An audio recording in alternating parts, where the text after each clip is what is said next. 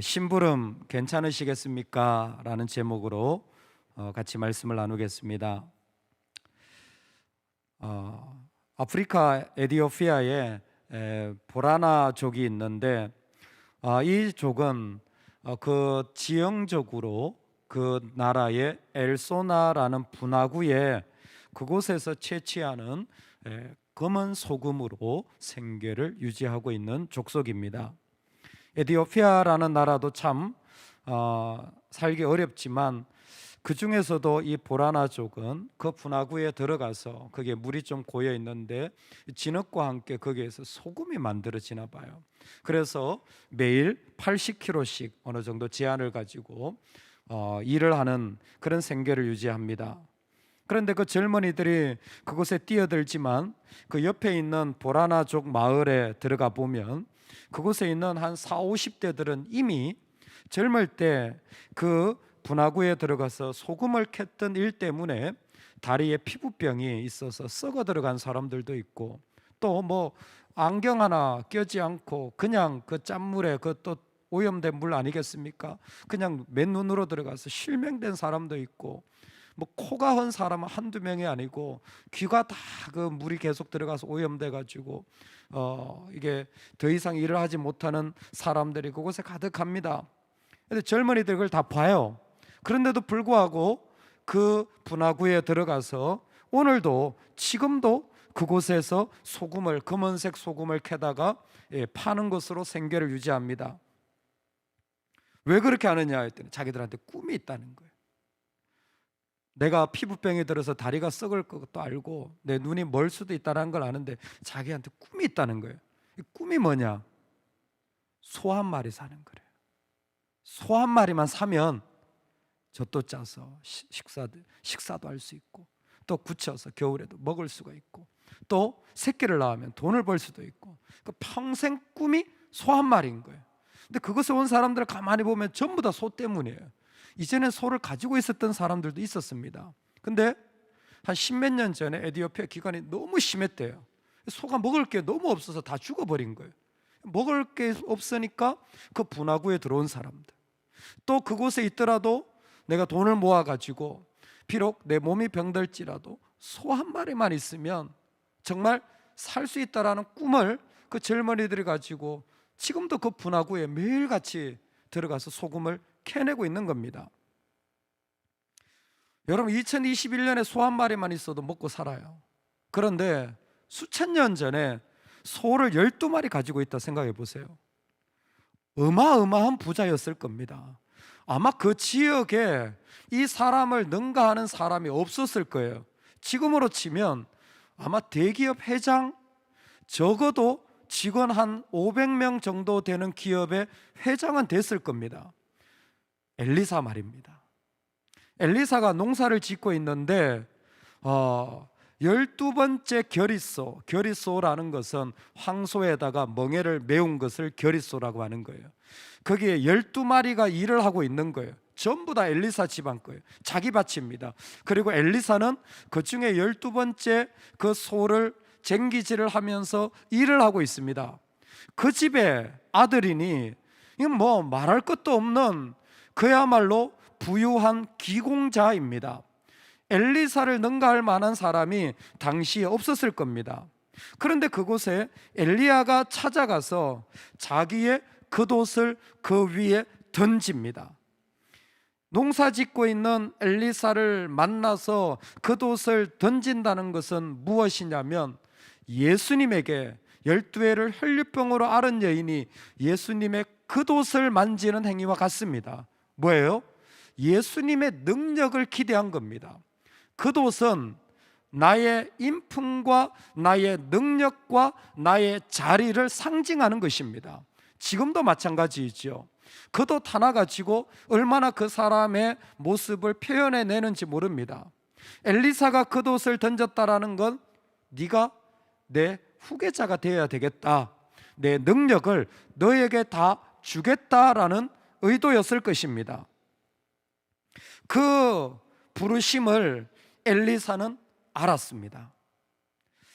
대기업 그 모든 유산을 물려받을 그리고 그 정도 일을 하고 있는, 얼마나 중요한 일을 하고 있습니까? 직장에서 잘 모르겠지만 이사나 상무나 뭐 그 정도는 되지 않았겠습니까?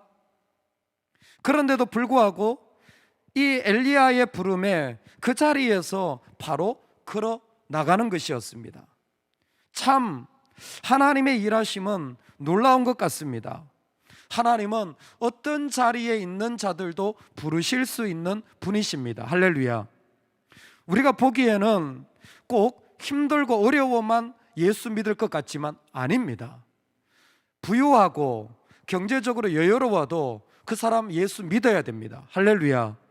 우리가 보기에는 참 상하고 그리고 두드려 맞아야 꼭 예수 믿을 것 같지만 아니에요.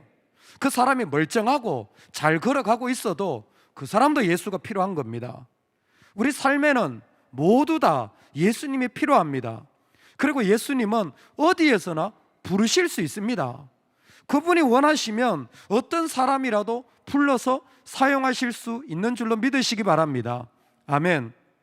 놀랍게도 엘리야가 겉옷을 던지자 엘리사는 반응합니다. 그런데 그 반응이 정말 우리한테 하나님이 보여주시는 이 시대의 도전이 되어지는 것 같습니다. 엘리사의 반응이 무엇이냐면 바로 그 엘리야의 부름을 받고는 그 아버지한테, 부모한테 인사를 하고는 자기가 가지고 있는 소와 멍에를 부숴서 그것으로 감사제를 드리고 이웃과 나눠 먹는 행위입니다. 하나님 앞에 한 자리라도, 여러분 한 걸음이라도 나아갈 때 소와 멍에를 부수시기 바랍니다. 소와 멍에를 부수시기 바랍니다. 새벽기도 나오신 분들은 이미 소와 멍에를 부쉈죠. 아침잠을 포기하셨잖아요. 그렇죠? 근데 주님 앞에 나아가려고 할 때마다 하나님은 꼭 우리가 끊어내야 할 자리를 보고 계시는 거예요. 내 성격일 수도 있고, 내 성품일 수도 있고, 내가 하는 일일 수도 있고, 내가 지금 위치하고 있는 나이와 경험일 수도 있습니다. 그거 부숴야 하나님 앞에 나아갈 수 있어요. 그거 부숴야 됩니다. 근데 신학자들은 소와 멍에를 부순다라는 것은 단순히 자기의 직분을 내려놓거나 자기의 부를 내려놓은 것 이상이라는 거예요. 다시는 돌아가지 못하게 만든다는 겁니다. 자기로 다시는 뒤로 돌아가서 예전처럼 끌려다니지 않겠다는 거예요. 뭐예요? 소에. 왜? 소만 있으면 먹고 살 수 있잖아요. 멍에만 있으면 자기의 자리를 유지할 수 있잖아요. 그런데 이제는 뭐예요? 그것에 끌려다니지 않겠다라는 거예요. 질병에 끌려다니지 마시기 바랍니다. 돈에 끌려다니지 마시기 바랍니다. 사람에 끌려다니지 마시기 바랍니다. 하나님이 나를 부르시면 하나님께 감사의 제사를 드리세요. 하나님께 나의 예배를 드리세요. 하나님이 나한테 원하시면 내 상황에 있는 어떤 것이 나를 끌고 가지 못하도록 즉각적으로 엘리사처럼 그 자리에서 감사제를 드릴 수 있기를 소망합니다. 정말 이걸 보면 하나님 위대하신 것 같아요. 살아계신 것 같아요. 아니 그 수많은 부와 그 일에 헌신되어 있는 그 사람을 하나님 한 분 때문에 미련 없이 내려놓고 돌아설 수 있게 하는 분이 우리 하나님이에요. 우린 그러고도 남을 수 있는 하나님을 지금 고백하고 믿고 있는 것입니다. 우리의 마음에도 세상 어떤 자리에 없어도 우리 하나님께 내 감사제가 올려드리면 좋겠어요. 우리 교회도 몇 번 오셨는데 김다니엘 선교사님이 그런 말씀을 하셨습니다. 그분의 책에 철인이란 책에 이렇게 얘기했어요. 문제가 해결되어서 행복하고 상황이 좋아져서 즐거워하는 신앙으로는 이 시대를 감당할 수 없습니다. 세상이 감당하지 못할 자를 하나님은 부르고 계십니다. 바로 예수 그리스도 한 분만으로 무장된 철인입니다. 주님을 위해 모든 것을 내려놓고 세상이 뒤집어져도 무너지지 않는 절대 믿음을 가지고 현실을 향해 달려가는 예수쟁이가 필요합니다. 이 문제가 해결되어지면, 이 상황이 좀 좋아지면 그렇게 갈게요. 그렇게 해서는 이 세상을 깰 수 없다라는 겁니다. 그런데 심지어 나에게 질병이 있고 내가 무너지고 내가 그 가운데 넘어져도 나의 믿음만큼은, 하나님을 향한 나의 제사만큼은 돌이킬 수 없는, 아니 그것으로 가야 되는 사람, 엘리사였습니다. 소와 멍에를 부순다라는 건 정말 어마어마한 일입니다. 그러나 하나님을 향한, 하나님이 얼마나 크신 분인지를 고백하는 엘리사에게는 이 일은 아마 아무것도 아니었기에 기꺼이 그렇게 했는 것 같습니다. 소와 멍에를 부수고 그 소를 나눠 먹고는, 그리고 오늘 말씀에 이렇게 얘기합니다. 우리 21절인데 같이 읽겠습니다. 엘리사가 그를 떠나 돌아가서 한 겨리 소를 가져다가 잡고 소의 기구를 불살라 그 고기를 삶아 백성에게 주어 먹게 하고 일어나 엘리야를 따르며 수종 들었더라. 아멘. 그렇게 결단하고 그렇게 대단히 다 태우고 내 것을 다 버렸잖아요. 그래서 돌아서서 한 일이 뭐냐면 수종든 일이에요. 그 대기업 회장 집안의 아들이 그 모든 걸 다 버리고, 그 자리를 다 버리고, 그 대단한 자리를 버리고 돌아서서 한 일이 뭐냐면 심부름하는 일로 자기의 삶을 드리기 시작했다는 겁니다. 수종 들었더라. 몇 번을 봤습니다. 수종 들었더라. 수종 들었더라. 아니 기껏 수종 들려고 이렇게까지 했나? 얼마나 많은 생각이 순식간에 번집니까? 12마리 소를 가지고 돈을 벌어다가, 그렇죠? 얼마나 많은 일을 할 수 있습니까? 아니면 그렇게 대단한 경험이 있는 사람, 지식이 있는 사람, 이 능력 있는 사람을 기껏 수종드는 일을 시킵니까? 뭘 수종들었는지 모르시죠? 열왕기 하에 보니까 구체적으로 나와 있습니다. 이스라엘이 군사와 가축에게 먹일 물이 없어요. 근데 유다의 왕 여호사밧은 여호와께 그때 물을 만한 선지자를 찾습니다. 그때 신하 한 사람이 그 엘리사를 소개하는데 이렇게 소개합니다. 전에 엘리야의 손에 물을 붓던 사밧의 아들 엘리사가 여기 있나이다. 그러니까 이 일을 버리고 가서 한 일이 뭐냐면 엘리야가 손 씻을 때 물 부어주는 일을 하고 있는 거예요. 이건 다른 사람 해도 되잖아요. 이런 정도의 일은 직장에서 지금 이 정도 직급의 사람이 와가지고 이런 일을 해야 되겠습니까? 그래도 이 정도 대학 나와가지고 사회에서 이 정도 경험을 했는데 내가 이런 일을 하고 있어야 되겠습니까? 나도 자녀를 키우고 나이가 있는데 교회 와가지고 뭐 이런 일을 하라고 그래야 되겠습니까? 엘리사는 수종 들어요. 참 재밌는 건 사실 우리가 그냥 지나왔지만 엘리야도 하나님 앞에서 종노를 했던, 자기를 종이라고 표현했더라고요. 예수님은 더 심각합니다.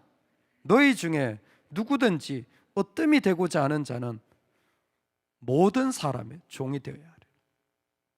엘리사는 그나마 엘리야 한 사람에게 종이 되어서 종노릇 하고 있잖아요. 예수님은 예수님을 섬기려고 한다면 한 사람이 아니라 모든 사람의 심부름꾼이 되어야 된다는 거예요. 집사님 이거 하세요. 집사님 이거 좀 가져오세요. 이거 좀 갖다 놓으세요. 얼마든지 그렇게 말해도 괜찮은 사람 말이에요. 누구라도 그렇게 이야기할 수 있는 사람 말이에요.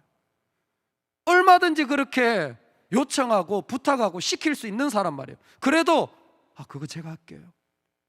그거 제가 도와드릴게요. 그거 제가 갖다 놓을게요. 나이가 훨씬 많은데, 나도 이 정도인데.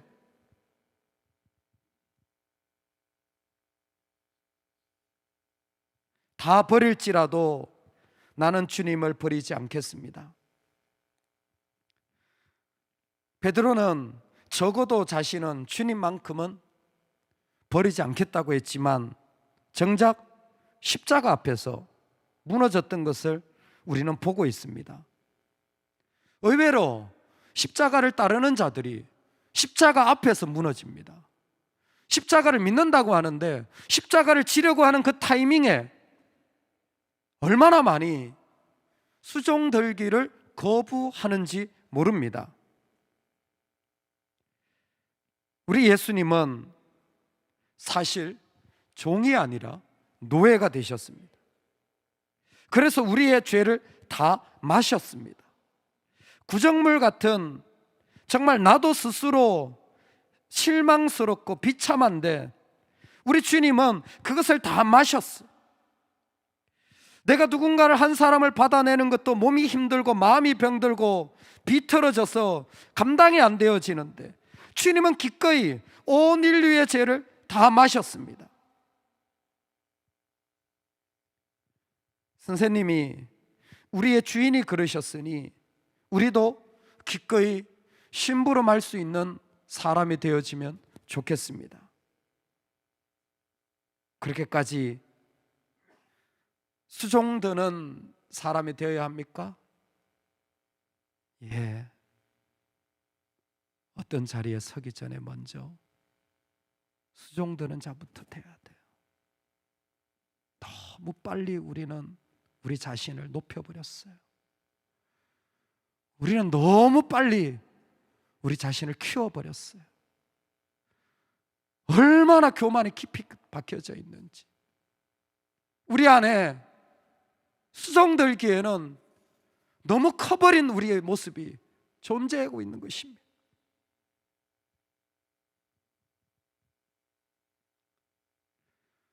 엘리사는 엘리야를 그냥 따라가며 심부름꾼으로 서게 됩니다. 예, 엘리사도 능력의 종이 될 거예요.